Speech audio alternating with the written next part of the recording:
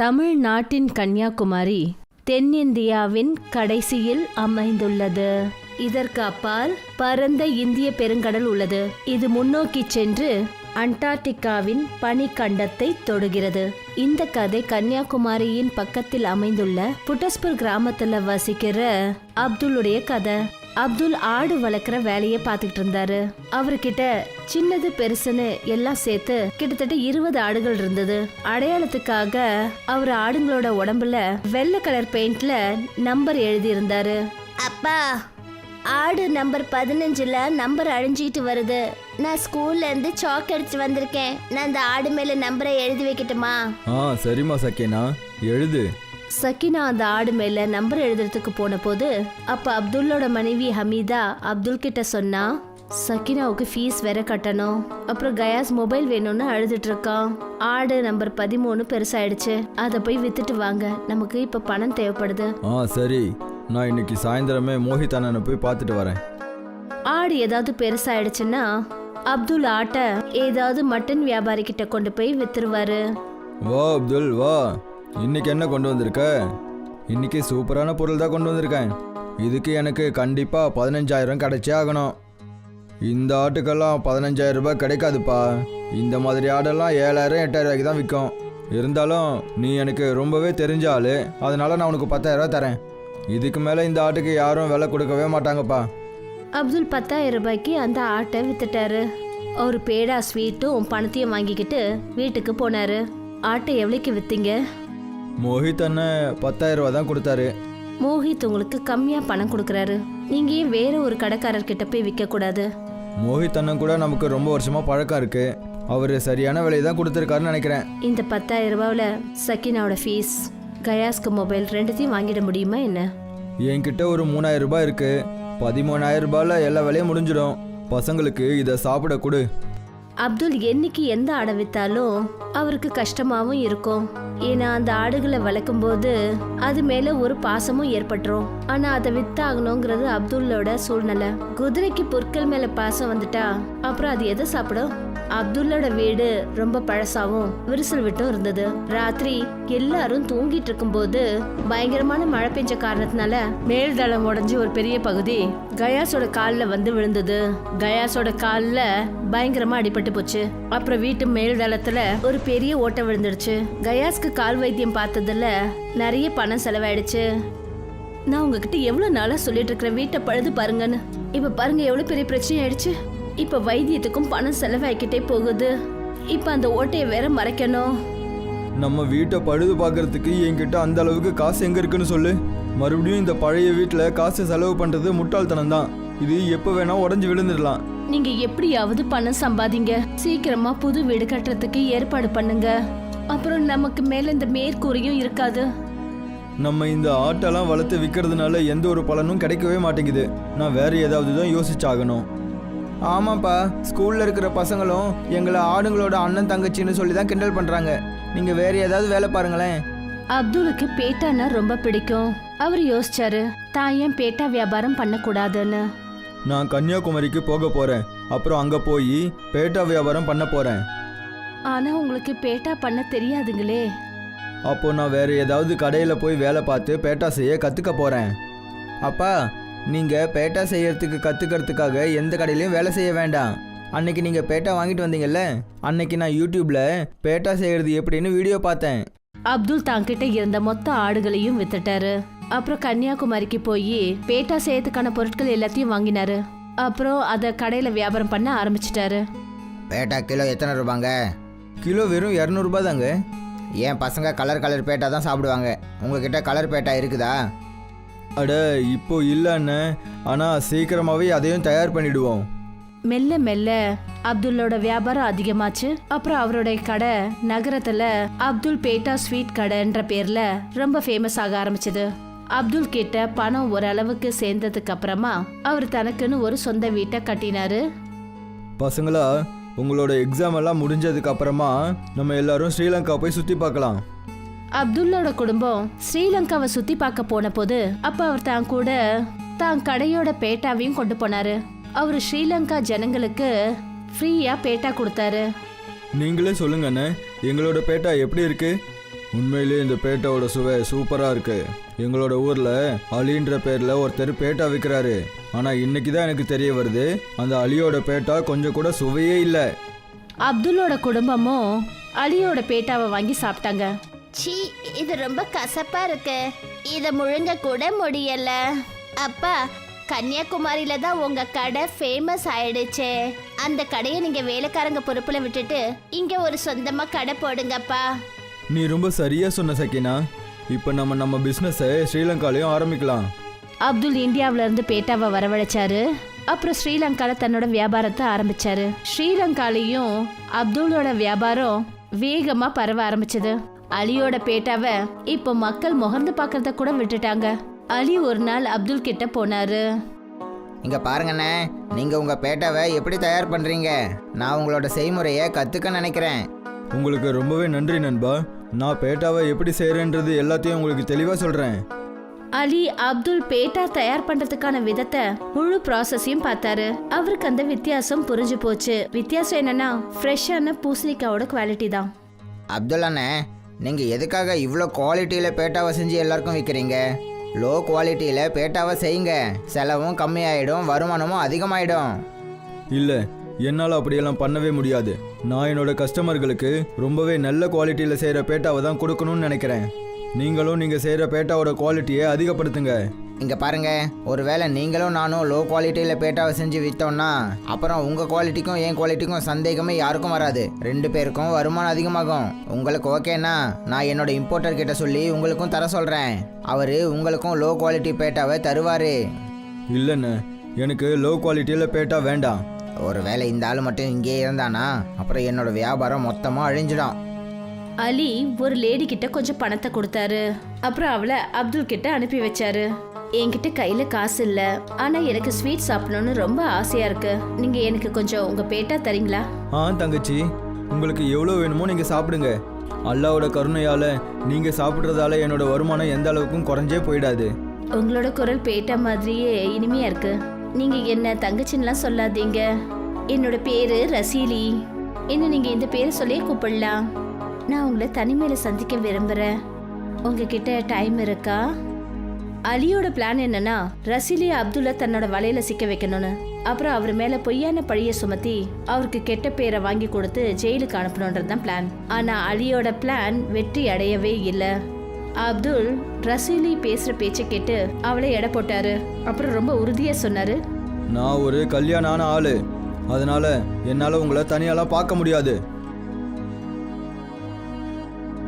ஒரு பொண்ணை வச்செல்லாம் அந்த ஆளை மயக்கவே முடியாது. நீங்க வேற ஏதாவது பிளான் போடுங்க. அலி தனக்கு தெரிஞ்ச ஒரு மந்திரியை பார்க்கறதுக்கு போனாரு. மந்திரி ஐயா, அப்துல்ன்ற பேர் கொண்ட ஒரு இந்தியன் என்னோட வியாபாரத்தில் தடை பண்ணிக்கிட்டே இருக்கான். நீங்கள் எப்படியாவது உங்களோட அதிகாரத்தை பயன்படுத்தி அவனை திரும்பவும் தமிழ்நாட்டுக்கு அனுப்பி வச்சுருங்களேன். இந்திய அரசாங்கத்தோட நல்ல உறவு வச்சுக்கிறது நமக்கு இப்போ ரொம்பவே முக்கியம். இந்திய அரசு எல்லா விதத்துலேயும் நமக்கு உதவி பண்ணிக்கிட்டே இருக்காங்க.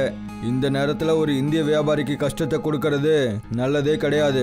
நீ உன்னோட பிரச்சனையை நீயே பார்த்துக்கோ. அலி ரொம்ப கோவத்தோட தன்னோட வீட்டுக்கு போனாரு. என்ன ஆச்சு? இப்பெல்லாம் நீங்க ஏன் இவ்வளோ டென்ஷனா வரீங்க? இப்போ என்னோட பிரச்சனையை தெரிஞ்சுக்கிட்டு நீ என்ன பண்ண போற? உனக்கு நல்ல நகையும் நல்ல துணியும் மட்டும்தானே வேணும். நகையும் நல்ல துணிமணிகளையும் போட்டுக்கிறதுல என்னங்க தப்பு இருக்கு? ஆனா உங்களோட பிரச்சனைக்கு காரணம் என்னன்னு தான் சொல்லுங்களேன். என்னால முடிஞ்சா நான் ஏதாவது வழி சொல்லுவேன்ல. அலி தன்னோட மனைவி கிட்ட விஷயங்களை சொன்னாரு. என் அண்ணன் ஷாருக் அண்டார்டிகாவுக்கு சுற்றுப்பயணம் போறாரு. அந்த ஆளை கப்பல்ல கொண்டு போய் அண்டார்டிகால எங்கேயாவது தூக்கி போட்டுருங்க. அங்க ஒரே பனிக்கட்டியா இருக்கும். உறைஞ்சு போய் அங்கேயே செத்து போயிடுவான். அலியோட மச்சான் அண்டார்டிகா பயணம் செய்யற நாள் அன்னைக்கு ஒரு நாள் முன்னாடி அலி சில முகமூடி போட்ட ரவுடிங்களோட அப்துல்லை கடத்தினாங்க. அப்துல்லோட கால் கைகள்லாம் கட்டி போட்டு கண்ணுல துணியை கட்டி விட்டு கப்பல்ல கொண்டு வந்து போட்டாங்க. அலியோட மச்சான் அப்துல்ல பனி நிறைஞ்ச அண்டார்டிகா பனிமலையில வீசிட்டு வந்துட்டாங்க. அங்கெல்லாம் ரொம்ப தூரம் வரைக்கும் பனிக்கட்டியை தவிர வேற எதுவுமே கிடையாது. எப்படியோ அப்துல் தன்னோட கண்ணில் இருந்த கட்டை அவுத்தாரு. இப்போ நான் எங்கே வந்துட்டேன்? இங்கே ரொம்பவே குளிராக இருக்கே, ரொம்பவே பசிக்கவும் செய்யுது. இங்கே சாப்பிட்றதுக்கு எதுவும் கிடைக்காது போலையே. அப்போதான் அப்துலுக்கு தான் பின்னாடி இருந்து யாரோட சத்தமும் அவர் காதில் விழுந்தது. அப்துலுக்கு பின்னாடி ஒரு வெள்ளை கரடி நின்றுட்டு இருந்தது. பாலு அப்துல்ல துரத்த ஆரம்பிச்சது. அப்புறம் அப்துல்ல இங்க அங்கன்னு ஓட வச்சது. ஹே அல்லா, இப்போ இந்த ஆபத்து எங்கேருந்து வந்துச்சு? அப்துல் சில்லுன்னு ஒரு தண்ணியில குதிக்க வேண்டியதா ஆயிடுச்சு. அப்பதான் அந்த வெள்ளைக்கரடி அப்துல்லை துரத்துறத விட்டுது. இந்த கரடி கண்டிப்பாக எதையாவது சாப்பிடும். ஒருவேளை நான் இதுக்கு பின்னாடியே போனேன்னா எனக்கும் சாப்பிட ஏதாவது கிடைக்கும்ல. அப்துல் அந்த கரடியை பின்தொடர்ந்து போனாரு. கரடி இன்னொரு கரடி கிட்ட போச்சு. அது கீழே விழுந்து கிடந்தது. கீழே விழுந்திருந்த அந்த கரடியோட வயிற்றுல ஒரு காயம் இருந்தது. அதுல இருந்து ரத்தம் கொட்டிட்டு இருந்தது. நான் கண்டிப்பாக இந்த கரடிக்கு உதவி செஞ்சே ஆகணும். அப்துல் பயந்துக்கிட்டே அடிபட்டு கடந்திருந்த அந்த கரடி கிட்ட போனாரு. அப்புறம் தான் போட்டிருந்த ட்ரெஸ்ஸை பயன்படுத்தி அந்த கரடிக்கு கட்டு போட்டாரு. இப்ப அப்துல் கிட்ட போட்டுக்கிறதுக்கு ஷர்ட் கூட கிடையாது. ஹே அல்லா, எனக்கு உதவி பண்ணுங்க. அப்பதான் அப்துல்க்கு முன்னாடி ஒரு தேவி தோன்றினாங்க. நான் இந்த பனி தேவதை ஆயிஷனோ. அப்புறம் இங்க இருக்கிற பிராணிகளை நான் தான் பாத்துக்கிறேன். ஒவ்வொரு வருஷமும் வேட்டையாடுறவங்க இங்க வருவாங்க. இந்த கரடிங்களை வேட்டையாடிட்டு போவாங்க. ஆனா நீ அடிப்பட்ட ஒரு கரடிக்கு உதவி செஞ்சிருக்க. அதனால உன்னை நினைச்சு ரொம்ப சந்தோஷப்படுறேன். அதுக்காக நான் உனக்கு ஒரு பரிசு கொடுக்க விரும்புறேன். தேவி அப்துலுக்கு ஒரு தடியை கொடுத்தாங்க. இந்த தடியால பனியை தொட்டா போதும், அந்த பனி அதே மாதிரி மாறிடும். எது உனக்கு தேவையோ அது. நான் கன்னியாகுமரியிலேருந்து வந்திருக்கேன். முதல் வேலையாக நான் பனிக்கட்டியில் படகை செஞ்சு வீட்டுக்கு போகணும். ஆனால் வீட்டுக்கு போனதுக்கப்புறம் இந்த கொம்பை வச்சு என்னால் எதையும் பயன்படுத்த முடியாதே. ஏன்னா கன்னியாகுமரியில் எங்கேயும் பனியே இருக்காதே. நீ அதை பத்தி கவலைப்படாத. நான் ஒவ்வொரு அமாவாசை ராத்திரி 12 மணிக்கும் நான் இங்கேருந்து உனக்கு ஒரு பெரிய பனிக்கட்டியை அங்க அனுப்பி வைக்கிறேன். அப்துல் தன்னோட மனசுல ஒரு படகை நினைச்சுக்கிட்டே ஒரு பெரிய பனிக்கட்டி துண்ட அந்த தடியால தொட்டாரு. அந்த பனிக்கட்டி ஒரு படகா மாறிடுச்சு. அப்துல் அந்த படகுல பயணம் செஞ்சுக்கிட்டு கன்னியாகுமரி வந்து சேர்ந்தாரு. அப்பா, நீங்கள் எங்கே போயிட்டீங்கப்பா? நாங்கள் உங்களுக்கு எவ்வளோ தடவை ஃபோன் பண்ண தெரியுமா? இங்கே பாருப்பா, யாரோ என்ன அண்டார்டிகாவுக்கு கடத்திட்டு போயிட்டாங்கப்பா. ஆனால் இப்போ எந்த பிரச்சனையும் இல்லை. உனக்கும் சக்கீனாவுக்கும் அப்புறம் உன்னோட அம்மாவுக்கும் எந்த ஒரு பொருளுக்கு தேவையான அவசியம் இருக்கோ அதை ஒரு பேப்பரில் எழுதி என்கிட்ட கொடுங்க. அமாவாசை ராத்திரி அன்னைக்கு அப்துல் கடற்கரையில போய் நின்னுட்டு இருந்தாரு. அப்ப அவர் பார்த்தாரு, ஒரு பெரிய பனிக்கட்டி கடல்ல மிதந்து தன்னை நோக்கி வந்துட்டு இருந்தது. அப்துல் அந்த பனிக்கட்டிய பல துண்டா உடைச்சாரு. அப்புறம் அவரு அந்த பனிக்கட்டிலேயே பேட்டா செஞ்சாரு. அதே சுவை அந்த பேட்டாலையும் இருந்தது. எந்த பேட்டாவை கையில செய்வாரோ அதே மாதிரி அதுல பெரிய பனிக்கட்டி துண்ட அவர் தனக்காக ஒரு காரையும் உருவாக்கினாரு. கொஞ்ச நாளைக்கு அப்புறம் அப்துல் ஸ்ரீலங்கா போனாரு. இந்த தடவை அவருடைய கடைக்கு அவரு ஒரு காஸ்ட்லியான கார்ல வந்து சேர்ந்தாரு. அலி அவரை பார்த்து ரொம்ப அதிர்ச்சி ஆயிட்டாரு. ஷாருக், அப்படின்னா நீ அப்துல்லா அண்டார்டிகாவில் விட்டுட்டு வரலையா? நான் அவனை அங்கே தானே விட்டுட்டு வந்தேன். அப்புறம் எப்படி அவன் திரும்பி இந்த இடத்துக்கு வந்தான்? எனக்கு எப்படி தெரியும்? அங்கே ஒரு படகு கூட கிடையாது இங்கே வர்றதுக்கு. அப்புறம் எப்படி இங்கே வந்தான்னு தெரியலையே. அப்துல் கிட்ட இப்போ பேட்டாவுக்கு எந்த ஒரு குறையும் இல்லை. அவர் பனிக்கட்டியில அவருக்கு தேவையான பேட்டாவை அவர் தயார் பண்ணிடுவாரு. அதனால அவருக்கு பெருசா எந்த செலவும் இல்லை. அப்புறம் அப்துல் அண்ணே, எப்படி இருக்கீங்க? நல்லா இருக்கேன் அலி, நீங்கள் எப்படி இருக்கீங்க? நான் நல்லா இருக்கேண்ணே. உங்களோட பேட்டாவோட குவாலிட்டி இன்னமும் ரொம்ப அதிகமாகிடுச்சு போலையே. ரொம்பவே சுவையாக சுத்தமாக இருக்குண்ணே. அப்படியே ஐஸ் கட்டி மாதிரி இருக்கு. நீங்கள் ரொம்ப சரியாக சொன்னீங்க. நான் இந்த பேட்டாவை ஐஸ் கட்டி வச்சு தான் தயார் பண்ணுறேன். பேட்டா ஐஸ் கட்டியில் தயார் பண்ணுறீங்களா? நீங்கள் சொல்கிறது புரியலையே. அப்துல் அலி கிட்ட பனிக்கட்டி அப்புறம் மாய தடியை பத்தியும் சொன்னாரு. அப்போ அப்துல் அண்ணே, அந்த தடியை என்கிட்ட கொஞ்ச நாளைக்கு கொடுங்களேன். நானும் பனிக்கட்டியில் பேட்டாவை தயார் பண்ணிக்கிறேன். என்னால் அந்த தடியை உங்ககிட்ட கொடுக்க முடியாது. ஏன்னா நீ அந்த தடியை தவறாக பயன்படுத்தினா அப்புறம் எனக்கு தான் பெரிய பிரச்சனை வந்துடும். நீ ஒரு வேலை பண்ணு, நீ அமாவாசை ராத்திரி அன்னைக்கு கன்னியாகுமரிக்கு வந்துடு. நான் அந்த பனிக்கட்டியில் பேட்டாவை தயார் பண்ணுவேன். அப்புறம் அதை உனக்கு குறைஞ்ச விலைக்கு நான் கொடுக்குறேன். அப்போ தானே உன்னோட வியாபாரமும் நல்லா நடக்கும். நான் இவனை அண்டார்டிகாவுக்கு கொல்றதுக்காக அனுப்பி வச்சேன். ஆனால் இவன் வரம் வாங்கிட்டு அங்கேருந்து திரும்பி வந்திருக்கான். இப்போ எனக்கே கருணை காட்டுறானா? நானும் அண்டார்டிகாவுக்கு போய் அந்த தேவிக்கிட்ட இருந்து மாயத்தடியை வாங்கிட்டு வர போகிறேன். அலி தன்னோட மச்சான் கூட அண்டார்டிகாவுக்கு போனாரு. ஷாருக், நீ கல் எடுத்து அடித்து ஒரு கரடியை காயப்படுத்து. நான் அந்த கரடிக்கு உதவி பண்ணுற மாதிரி போவேன். அப்புறம் அந்த தேவி சந்தோஷப்பட்டு எனக்கு வரம் கொடுப்பாங்க. அப்புறம் நானும் அப்துல்லா மாதிரியே பணக்காரன் ஆயிடுவேன். ஷாருக் என்ன பண்ணான்னா ஒரு கரடி வயிற்றுல அம்பை விட்டு அதை காயப்படுத்தினான். அலி அந்த கரடி கிட்ட போனாரு. அந்த கரடிக்கு மருந்த பூசி உதவி பண்ணாரு. அப்பதான் பனி தேவதை அந்த இடத்துல தோன்றினாங்க. நீ பேசினதை நான் கேட்டேன். நீ என்கிட்ட வரம் பெறறதுக்காக வேணும்னுமே அந்த கரடியை காயப்படுத்தியிருக்க. உனக்கு நிச்சயம் தண்டனை கிடைக்கும். தேவி 4 கரடிய அலி பின்னாடி அனுப்பினாங்க. அலி தன்னோட உயிரை காப்பாத்திக்க ஐஸ் தண்ணியில குதிச்சாரு. அடே, யாராவது என்னை இங்கேருந்து காப்பாத்துங்க. இந்த கரடி என்னை விடவே மாட்டேங்குதே. என்னை மன்னிச்சிருங்க தேவி. என்னை இங்கேருந்து வெளியே அனுப்புங்க. நான் வீட்டுக்கு போகணும். இது போலதான் அலி தான் செஞ்ச தவறுக்கான தண்டனையை அனுபவிச்சாரு. கோலாப்பூருங்கிற நகரத்துல சம்வாத் தன்னோட மனைவி குழந்தைங்களோட வாழ்ந்து வந்தாரு. கோலாப்பூர்ல வெயிலால வறண்டு போன காரணத்தினால ஜனங்க அதிகபட்சம் அவங்க வீட்டுக்குள்ளேயே இருப்பாங்க. எவ்வளோ வெயிலா இருக்கு, ஏதோ நரகத்துல இருக்க மாதிரி இருக்கு. அட என்னங்க நீங்க எப்ப பார்த்தாலும் நரகம் அது இதுன்னு பேசிக்கிட்டே இருக்கீங்க. இதெல்லாம் கொஞ்ச நாள் பிரச்சனை தான், எல்லாம் சீக்கிரம் சரியாயிடுங்க. நீயும் 1 மாசமா இதே தான் சொல்ற. இன்னைக்கு நல்லா சாப்பிட்ரு, நாளைக்கு நமக்கு சாப்பாடும் கிடைக்காது. வேற கிராமத்துல நகரத்துல இருக்கிற மாதிரி நம்மளும் சந்தோஷமா இருந்தா. மத்த கிராமத்து ஆம்பளைங்க எப்பவும் வேலை செய்யறாங்க, நல்லா உழைக்கிறாங்க. உங்களை மாதிரி ஒண்ணும் இல்ல, சும்மா வெட்டியா வீட்டுல உட்காந்துக்கிட்டு பேசிட்டு இருக்க. உனக்கு என்ன திட்டலன்னா எப்பவும் சந்தோஷமாவே இருக்காதா? எப்பவாவது என்ன கொஞ்சம் தான் பாராட்டி பேசேன். பாராட்டுற மாதிரி ஏதாவது வேலை செஞ்சாதானே. சம்வாஸ் தன்னோட மனைவி பாக்யா கிட்ட சண்டை போட்டுக்கிட்டு வீட்டை விட்டு வெளியே போனாரு.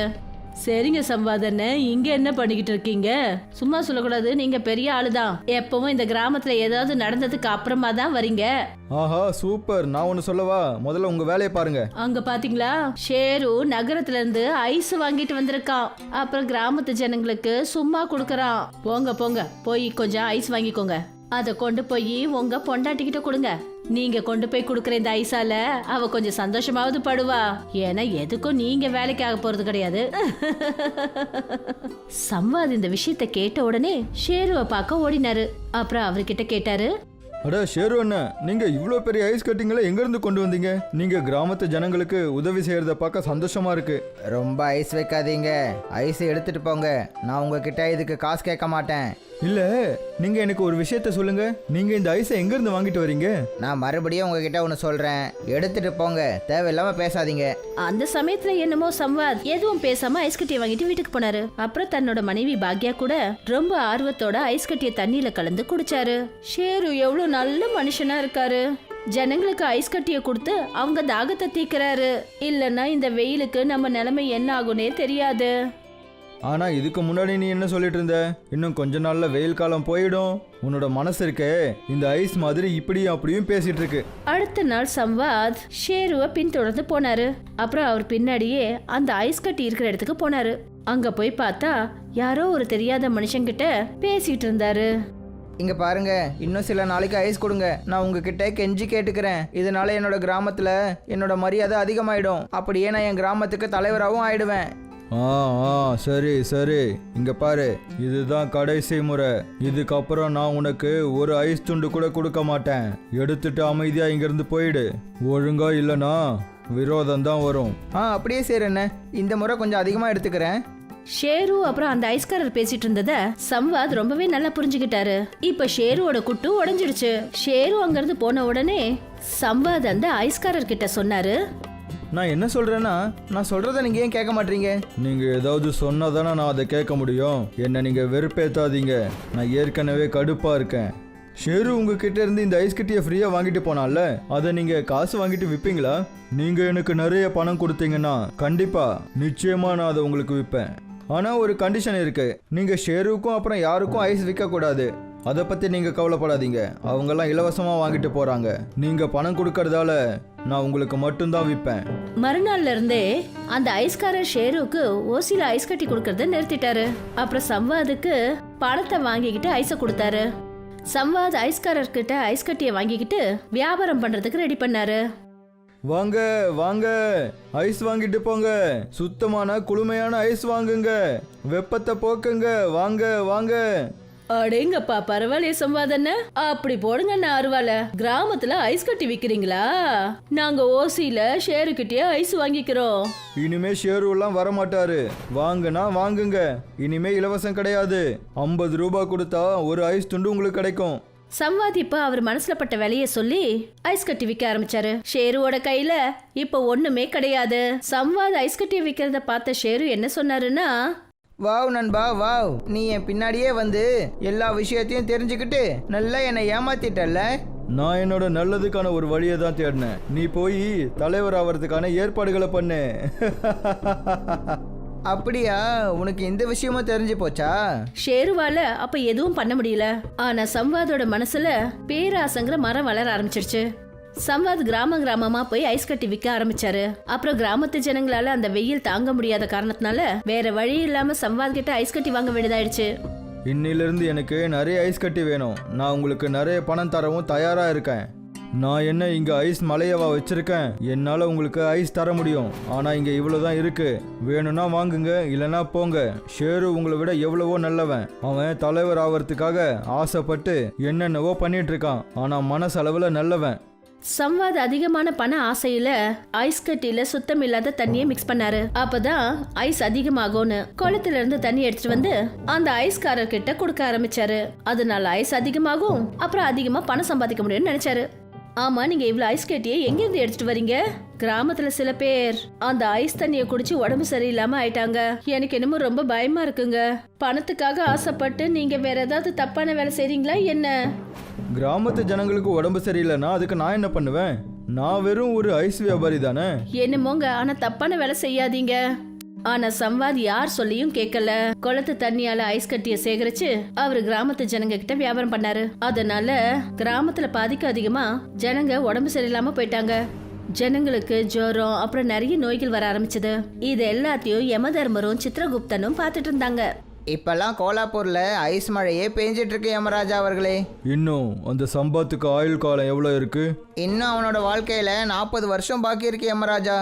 நம்மளால இந்த ஆயுள் காலத்தை குறைக்க முடியாது. நம்ம போன தடவை மாதிரி மறுபடியும் பூமிக்கு போய் தான் ஆகணும். அப்புறம் அவனுக்கு பாடம் கற்றுக் கொடுக்கணும். அப்படின்னா நம்ம இந்த தடவை ஐஸ் வியாபாரம் பண்ணலாமே. நீங்க என்ன சொல்றீங்க? எப்படி முள்ளால எடுக்கணுமோ அதே மாதிரி ஐஸால எடுக்கணும். நீ என்னோட ஆட்டத்தை பார்க்க தானே போற. ஒரு வியாபாரி மாதிரி வேஷத்தை போடு. யமராஜரும் சித்ரகுப்தனும் கோலாப்பூர் கிராமத்துக்கு மாறு வேஷத்துல போனாங்க.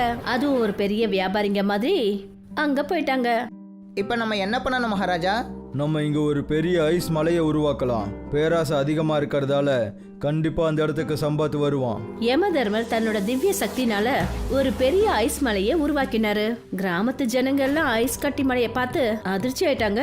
வாய்ப்பு கிடைச்ச உடனே சம்வாத் அங்கேயும் போயிட்டாரு. இந்த ஐஸ்காரன் எனக்காக தான் இந்த மலையை உருவாக்கியிருக்கான் போல. அவனும் என்கிட்ட மாட்டிக்கிட்டான். ஆனா எனக்கு என்ன, நான் ஐஸ் மட்டும்தான் விற்க போறேன். சம்வாத் அந்த ஐஸ் மலையை பார்த்துட்டு அந்த இடத்துக்கு போயிட்டாரு. அப்புறம் சொன்னாரு, இந்த ஐஸ் மலை எங்க இருந்து வந்துச்சு? அப்ப யமதர்மரும் சித்ரகுப்தனும் அங்க வந்தாங்க. அப்பதான் சித்ரகுப்தன் சொன்னாரு, அதை பத்தி நீங்க எதுக்கு கவலைப்படுறீங்க? இந்த ஐஸ் உங்களுக்காக தான் வந்திருக்கு. போய் நீங்க எடுத்துக்கோங்க. எங்களை அந்த ஐஸ் கடைக்காரர் தான் உங்ககிட்ட அனுப்பி வச்சாரு. இந்த ஐஸ் உங்களுக்கு உதவியா இருக்கும். ஏன்னா நீங்க எவ்வளோ பெரிய விஷயம் பண்றீங்க. அதுவும் இந்த வெயில்ல மக்களுக்கு ஐஸை கொண்டு போய் சேர்க்குறீங்க. இது ரொம்பவே பெரிய காரியம். அட, இந்த விஷயம் எனக்கே தெரியுமே. யாராவது என் மூஞ்சிக்கு முன்னாடி புகழ்ந்தாங்கன்னா அது எனக்கு ரொம்பவே வெக்கமா இருக்கும். சம்வாத் எதை பத்தியும் யோசிக்காம அப்புறம் அந்த ஐஸ் மலையில ஐஸ் கட்டியை எடுக்கிற ஆசையில உள்ள போனாரு. அவரு அந்த ஐஸ் மலை கிட்ட போன உடனே யமதர்மர் தன்னோட சக்தினால அவரை ஒரு பெரிய ஐஸ் அறையில, அதாவது அவரை ஐஸ் ஜெயில கைதாக்கிட்டாரு. இங்க என்ன நடக்குது? நான் இந்த ஐஸ் ஜெயிலுக்குள்ள எப்படி வந்தேன்? எனக்கு ரொம்ப குளிரா இருக்கு. என்னை இங்க இருந்து வெளியே எடுங்க. சம்வாத ஐஸ் ஜெயில பார்த்துட்டு அவரோட மனைவி பாக்யாவும் ஷேருவும் அதிர்ச்சி ஆயிட்டாங்க. அப்பதான் ஷேரு சொன்னாரு, யார் நீங்களாம்? அப்புறம் எங்க கிராமத்தால எதுக்காக தொந்தரவு பண்றீங்க? தயவு செஞ்சு என் புருஷனை விட்டுடுங்க. பாருங்க, குளிர்னால அவரு எவ்வளவு நடுநடுங்கிட்டு இருக்காரு. அதிகமான குளிர் ஏற்பட்டு அவருக்கு ஏதாவது உடம்பு சரியில்லாம போயிட போகுது. அப்ப கிராமத்து ஜனங்களுக்கு அவங்க யாருன்னு காட்ட யமதர்மரும் சித்ரகுப்தனும் தன்னோட அசல் உருவத்துக்கு வந்துட்டாங்க. அப்புறம் சொன்னாங்க, நான் யமன், யமலோகத்தின் அரசன். அப்புறம் நான் தான் சித்ரகுப்தன். யமதர்மரையும் சித்ரகுப்தனையும் அவங்களோட உண்மையான உருவத்துல பார்த்ததுமே கிராமத்து ஜனங்க பயந்துட்டாங்க. ஷேருவும் பாக்கியாவும் ரொம்ப வேதனையோட அவங்க கிட்ட சொன்னாங்க, நீங்க எதுக்காக எங்க கிராமத்துக்கு வந்தீங்க? அப்புறம் என் புருஷனுக்கு ஏன் இவ்வளவு கொடுமையான தண்டனை கொடுத்தீங்க? இது அவனா தேடிக்கிட்ட ஒரு தண்டனை தான். அப்பதான் யமதர்மரும் சித்ரகுப்தனும் உண்மைகள் எல்லாத்தையும் கிராமத்து ஜனங்க கிட்ட சொன்னாங்க. என்னை விட்டுடுங்க, குளிர் அதிகமா இருக்கு, என்னோட உயிரே போகுது. நான் என்னோட எல்லா தவறையும் ஒத்துக்கிறேன். இனிமே நான் அப்படி பண்ணவே மாட்டேன். கருணை காட்டுங்க சாமி, நீங்க ஒரு தெய்வம், நீங்க தான் எல்லாமே. என் புருஷனுக்கு உயிர் பிச்சை கொடுங்க யமதர்மராஜா. நான் ஒரு விதவையாக விரும்பல. யமதர்மர், பாக்கியா அப்புறம் கிராமத்து ஜனங்க சொல்றத கேட்டுட்டு ஐஸ் மலை ஜெயில இல்லாம பண்ணிட்டு என்ன சொன்னாங்கன்னா, நான் உன்னோட உயிரை எடுக்கிறதுக்காக இங்க வரல, நான் உனக்கு பாடம் கற்றுக் கொடுக்க தான் இங்க வந்தேன். ஆனா உனக்கு தண்டனையை கொடுக்காம நான் இங்க இருந்து போக மாட்டேன். நீங்க தான் தண்டனையை கொடுத்துட்டீங்களே, நான் எல்லாத்தையும் புரிஞ்சுக்கிட்டேன். உனக்கு நிச்சயமா தண்டனை கிடைக்கும். இன்னையிலிருந்து நீ எப்போல்லாம் ஐஸை தொடுறியோ அதை நீ தொட்ட உடனே உனக்கு அப்பவே கரண்ட் ஷாக் அடிக்கும். இத சொல்லிட்டு யமதர்மரும் சித்திரகுப்தனும் அந்த இடத்துல இருந்து மறைஞ்சு போயிட்டாங்க. சம்வாதுக்கு அவரோட தண்டனை கிடைச்சிருச்சு. அப்புறம் அவர் தன்னோட மனைவி கூட அமைதியா இருக்க ஆரம்பிச்சாரு. கிராமத்து ஜனங்க ஷேருவை கிராமத்து தலைவரா அறிவிச்சாங்க. அப்புறம் ரொம்ப நிம்மதியா இருந்தாங்க. திவாகர் ஒரு ஏழை விவசாயி. பழங்களையும் காய்களையும் விளைய வச்சு குடும்பத்தை பார்த்துக்கிட்டு இருந்தாரு. அவர் தன்னோட தோட்டத்தில் சாணத்தையும் அப்புறம் இயற்கையான உரத்தை பயன்படுத்துவார். இதனால அவரோட விளைச்சல் எப்போவுமே நல்லா இருக்கும். கஸ்டமர்ஸ் எப்போவுமே அவர்கிட்ட இருந்து தான் காய்களை வாங்கிட்டு இருந்தாங்க. திவாகரண்ணா, பப்பாளி என்ன விலை? கிலோ 50 ரூபா. 2 கிலோ கொடுங்க. இந்தாங்க 100 ரூபா கொடுங்க. திவாகர் கிட்ட எப்போவுமே கஸ்டமர்ஸ் கூட்டம் இருக்கும். ஆனால் திவாகர் கிட்டேயே ஸ்டால் வச்சுட்டு இருக்கிற பைரவ் கிட்ட மட்டும் ஒரு நாளைக்கு 1-2 கஸ்டமர்ஸ் மட்டும்தான் வருவாங்க. ஏன்னா பைரவ் பழங்களையும் காய்களையும் விளைய வைக்கிறதுக்கு கெமிக்கல் ஃபர்டிலைசர்ஸை பயன்படுத்திக்கிட்டு இருந்தான். இதனால அவனோட விளைச்சல் நல்லாவே இருக்காது. அப்புறம் அவனோட வருமானமும் கம்மியாக இருந்தது. இதனாலேயே அவன் எப்போவுமே திவாகரை பார்த்து பொறாமப்பட்டுட்டு இருப்பான். இவனை இப்பவே ஏதாவது பண்ணணும், இல்லனா என் வியாபாரத்தையே முடிச்சிருவான். பைரவ் யோசிக்க ஆரம்பிச்சான். இப்படி ரொம்ப நேரம் யோசிச்சதுக்கு அப்புறம் பைரவோட மூளையில ஒரு ஐடியா வந்தது. அவன் திவாகரை எப்படியாவது மாட்டி விடணும்னு நினைச்சான். கேட்டுக்கோங்க திவாகரண்ணா, உங்களுக்கு தெரியுமா அரசாங்கம் நம்ம விவசாயம் பண்றதுக்காக இலவசமா விதைகள் தராங்களாம். ஓ, இது ரொம்ப நல்ல செய்தியாச்சே. நல்ல விதைகள் கிடைச்சா நம்மளும் நல்ல முறையில காய்கறி பழங்கள்னு போடலாம். பின்ன எதுக்கு தாமதம்? வா, நம்ம விதைகளை வாங்கிட்டு வரலாம். சீக்கிரம் வா, போகலாம். பைரவ் தான் கூட திவாகரையும் கூட்டிட்டு போனான். அப்புறம் அரசாங்க விதை பண்டாரத்திலிருந்து விதைகளுக்கான சில பேக்கெட்ஸ் கொடுத்தான். அந்த விதைகளை வாங்கிக்கிட்டு திவாகர் அங்கிருந்து கிளம்பிட்டாரு. பைரவ் தன்னோட திட்டத்தை அமல்படுத்தினான். யாரோ அரசாங்க விதை பண்டாரத்திலிருந்து விதைகளை திருடிட்டாங்கன்ற செய்தியை நியூஸ் பேப்பர்ல பைரவ் பிரிண்ட் பண்ண வச்சான். பைரவ் அந்த நியூஸ் பேப்பர் எடுத்துக்கிட்டு திவாகர் கிட்ட வந்தான். பாருங்க திவாகரண்ணா, கவர்மெண்ட் ஆபீஸ்ல இருந்து யாரோ விதைகளை திருடிட்டாங்களாம். உங்ககிட்ட கூட கொஞ்சம் பாக்கெட்ல விதைகள் இருக்குல்ல, உங்களை கூட போலீஸ் பிடிக்கிறதுக்கு வாய்ப்பு இருக்கு. என்கிட்ட இருக்க விதை பாக்கெட்டு நீங்க கொடுத்தது தானே? ஆமா, நான் கொடுத்ததுதான். ஆனா இந்த விஷயம் போலீஸ்க்கு எப்படி தெரியும் யாருக்கிட்ட விதைகள் இருக்கு, யார் அதை திருடுறான்னு? அப்ப நான் என்ன பண்ணுவேன்? இந்த பிரச்சனை எல்லாம் தீர்ற வரைக்கும் நீ தூரமா எங்கேயாவது போயிரு. ஆனா நான் எங்க போகட்டும்? நான் உன்னை கூட்டிட்டு போறேன். பைரவ் திவாகரை கூட்டிக்கிட்டு தூரமா இருக்கிற ஒரு அடர்ந்த காட்டுக்கு போனான். அந்த அடர்ந்த காட்டுல ஆங்கிலேயர்களோட ஒரு ஜெயில் இருந்தது. நீ கொஞ்ச நாள் ஜெயில காலம் தள்ளு, அதுக்கப்புறம் நான் உன்னை வெளியே எடுத்துடுறேன். ரொம்ப ரொம்ப நன்றி அண்ணா. இக்கட்டான சூழ்நிலையில என்ன நீங்க காப்பாத்திட்டீங்க. பைரவ் அங்கிருந்து திரும்ப வந்துட்டான். ஆனா திவாகர் அந்த ஜெயில இருக்கிற ஒரு பாதாள அறையில ஒளிஞ்சுக்கிட்டு இருந்தாரு. நல்ல வேளை அந்த திவாகர் இங்க இருந்து போயிட்டான். அவன் போனக்கு அப்புறம் என்கிட்ட தான் எல்லா காய்கறி வாங்கணும். ஊர் மக்களுக்கு வேற வழி இல்லை. அப்புறம் பைரவ் அதிகமான ரேட்ல பழங்களையும் காய்களையும் விற்க ஆரம்பிச்சிட்டான். அண்ணா, உருளைக்கிழங்கு எவ்வளவு விலை? கிலோ 100 ரூபா. என்ன இவ்வளவு விலை சொல்றீங்க? நான் இப்படிதான் விற்கிறேன். உங்களுக்கு வேணானா நீங்க போய் சிட்டில வாங்கிக்கோங்க. கஸ்டமர்ஸ்க்கு வேற வழி இல்லாததால பைரவ் கிட்ட இருந்தே காய்களை வாங்கினாங்க. திவாகர் அங்க இல்லைன்ற விஷயத்த பைரவ் தனக்கு சாதகமா முழுசா பயன்படுத்திக்கிட்டான். இதே நேரத்துல சிட்டில இருக்கிற ஒரு தங்க கடையில இருந்து சில திருடங்க தங்கத்தை திருடி சிட்டிக்கு தூரமா இருக்கிற காட்டுக்குள்ள வந்தாங்க. காட்டுல போயிட்டு இருக்கும்போது அவங்களுக்கு அந்த பழைய ஜெயில் தென்பட்டது. எல்லா திருடங்களும் அந்த ஜெயில் கிட்ட போனாங்க. இந்த தங்கத்தை எப்படி மறைக்கிறது? ஏதோ ஒரு நல்ல பிளான் போடணும். போலீஸ் கிளீஸ் வந்துட்டாங்கன்னா ஜெயிலுக்குள்ள போய் களி திங்க வேண்டிதான். இந்த தங்கத்தை உருக்கி கட்டியாக்கி ஜெயிலுக்கு வெளியே போட்டுடலாம். இப்படி பண்ணா போலீஸ்க்கு எந்த தடயமும் கிடைக்காது. இது ரொம்ப நல்ல ஐடியாவா இருக்கே. திருட்டு பையன்தான், ஆனா உன் மூளை போலீஸோட ஷார்ப்பா இருக்கே.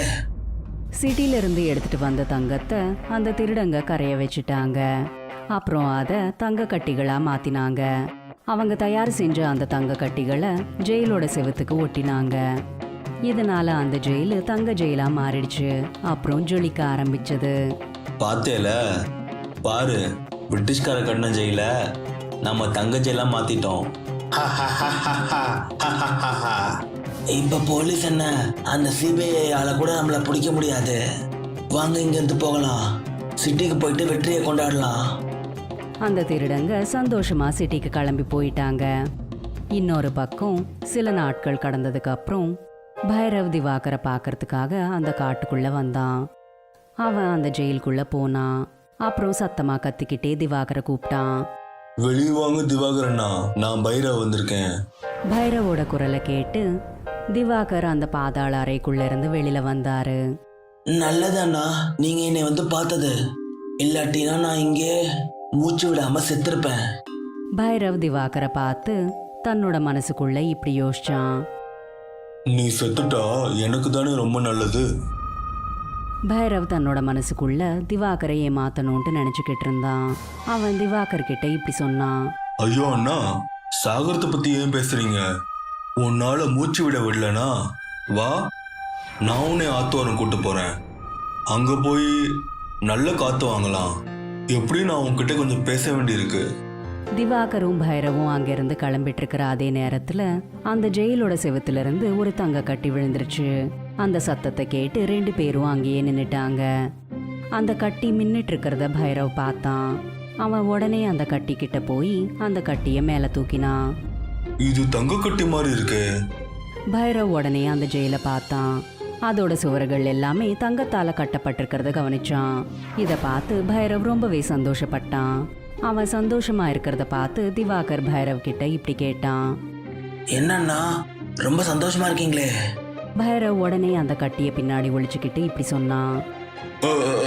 ஒன்றும் இல்லை, நீங்க போங்க. நீங்க தான் சொன்னீங்க காத்து வாங்குறதுக்கு ஆத்தோரமா போலான்னு. ஏதோ என்கிட்ட பேசணும்னு சொன்னீங்க. நான் என்ன சொல்ல வந்தேன்னா, போலீஸ் அந்த திருடனை பிடிச்சிட்டாங்க. அந்த விதை திருடங்களை போலீஸ் பிடிச்சிட்டாங்க. உனக்கு ஒன்றும் பிரச்சனை இல்லை, போ, நீ முதல்ல வீட்டுக்கு போ. என்ன ரொம்ப சந்தோஷப்படுத்துற செய்தி நீங்க சொல்லிட்டீங்க. சரி வீட்டுக்கு போலாம். இல்ல, எனக்கு கொஞ்சம் வேலை இருக்கு, நீ போ, நான் அப்புறம் வரேன். சரி நீங்க உங்க வேலையை முடிச்சிட்டு வாங்க, நான் அப்புறம் வரேன். திவாகர் ரொம்பவே சந்தோஷமா தன்னோட வீட்டுக்கு கிளம்பிட்டாரு. இன்னொரு பக்கம் தங்க கட்டிகளால கட்டப்பட்ட ஜெயில பார்த்து பைரவுக்கு சந்தோஷத்துல பைத்தியமே பிடிச்ச மாதிரி ஆயிடுச்சு. எனக்கு லாட்டரி அடிச்சிருக்கு. நான் 50 ரூபாய்க்கு காய்கறி வித்துட்டு இருந்தேன். இப்ப பார்த்தா கோடீஸ்வரன் ஆயிரம் போலே. பைரவ் செவுத்துல ஒட்டி இருக்கிற தங்க கட்டிகளை எல்லாத்தையும் எடுக்க ஆரம்பிச்சிட்டான். அப்புறம் அங்கேயே பக்கத்துல இருக்கிற ஒரு பையில அந்த தங்கத்தை நிரப்ப ஆரம்பிச்சிட்டான். அப்போதான் சிட்டில இருந்து எல்லா திருடங்களும் வந்தாங்க. ஓ மகனே, நாங்க இந்த தங்கத்தை திருடினது உனக்காகவாப்பா? நீங்க யாரு? எங்களோடத திருடிட்டு எங்களே யாருன்னு கேக்குறியா? இந்த தங்கம் என்னோடது. இத முதல்ல நான் தான் பார்த்தேன். ஆனா இத நாங்க தானே இங்க வச்சோம். பைரவ் திருடங்க சொல்றதை எதையுமே கேட்டுக்காம அந்த பைக்குள்ள தங்கத்தை நிரப்பிக்கிட்டே இருந்தான். நம்ம சொல்ற பேச்சு இவன் கேட்க மாட்டான் போலே. வா, இவன் கைய காலை உடைப்போம்.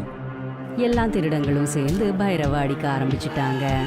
அவங்க பைரவை இப்படி அடிச்சிட்டு இருக்கும் போதே அந்த காட்டு வழியா சில போலீஸ்காரங்க போயிட்டு இருந்தாங்க.